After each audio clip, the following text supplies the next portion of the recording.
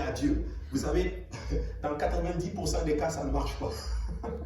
Ça ne marche pas du tout. En général, c'est celui qui sert même le Seigneur qui perd sa marche avec Dieu. Alléluia. Et c'est pour ça que c'est important de ne pas avoir d'alliance spécifiquement avec des choses qui ne glorifient pas le Seigneur, parce que nous risquons de perdre notre marche.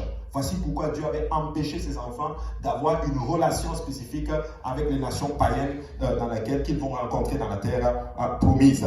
Et ça, c'est très important de comprendre ces choses, mes frères et sœurs. Alléluia. Donc, il donne une référence à cette période-là et il dit maintenant que ce sont ces héros, donc les enfants qui sont nés de cette union, qui ont été fameux dans l'Antiquité. Et la Bible dit maintenant au verset 5, l'Éternel vit que la méchanceté était grande sur la face de la terre et que toutes les pensées de leur cœur se portaient chaque jour uniquement vers le mal.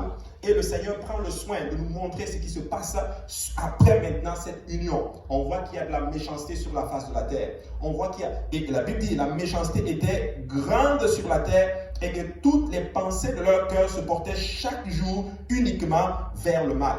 Waouh! L'homme était tellement méchant. Donc, le produit de cette union a produit une méchanceté qu'on ne peut juste pas imaginer. Ça a donné par exemple ceci, papa sert Dieu, maman ne sert pas Dieu. C'est cette génération que ça a donné. Des enfants qui grandissent dans un contexte ainsi, où maman sert Dieu, papa ne sert pas Dieu, et ainsi de suite. Et la méchanceté a commencé à se développer. Et je suis convaincu que vous savez, vous êtes en train de vous dire, mais c'est bizarre, je connais ce temps-là. Mais oui, c'est le temps dans lequel nous sommes.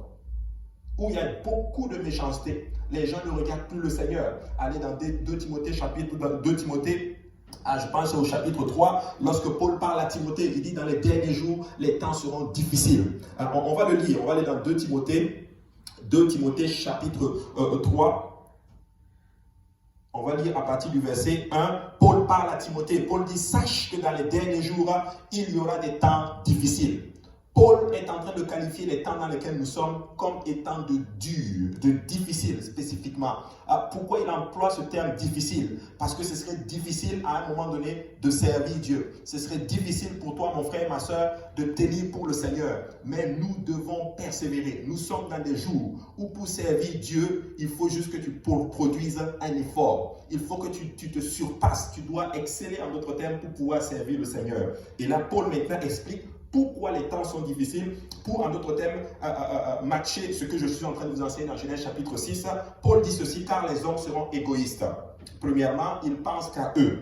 Ils seront amis de l'argent. Ils seront fanfarons. Ils sont hautains, blasphémateurs. Ils sont rebelles à leurs parents. Ils sont ingrats, irréligieux, insensibles, déloyaux, calomniateurs, intempérants, cruels, ennemis des gens de bien, traîtres, emportés, enflés d'orgueil, aimant le plaisir plus que Dieu, ayant l'apparence de la piété, mais reniant ce qui en fait la force, éloigne-toi de ces hommes-là.